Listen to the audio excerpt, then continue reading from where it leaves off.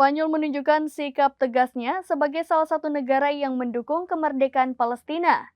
Negara yang tergabung dalam organisasi Uni Eropa ini melarang kapal yang mengangkut senjata ke Israel untuk berlabuh. Hal ini disampaikan oleh Menteri Luar Negeri Spanyol José Manuel Álvarez pada Jumat 17 Mei 2024. Spanyol menunjukkan sikap tegas sebagai salah satu negara mendukung kemerdekaan Palestina. Negara yang tergabung dalam Uni Eropa ini membuat kebijakan yang melarang kapal pengangkut senjata ke Israel berlabuh di negaranya. Menteri Luar Negeri Spanyol José Manuel Álvarez mengatakan bahwa negaranya mendeteksi ada sebuah kapal yang ingin singgah di Spanyol.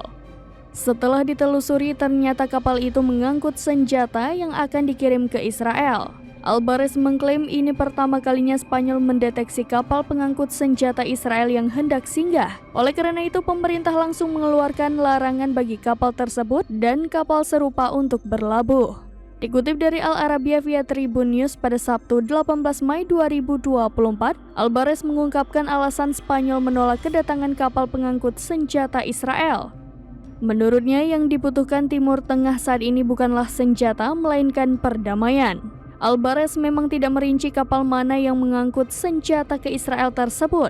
Namun Menteri Transportasi Spanyol, Óscar Puente, mengatakan bahwa baru-baru ini kapal Merian Danica meminta izin untuk singgah di pelabuhan Spanyol pada 21 Mei mendatang. Surat kabar El Pais itu menyebutkan kapal berbendera Denmark membawa 27 ton bahan peledak dari Madras di India ke pelabuhan Haifa di Israel.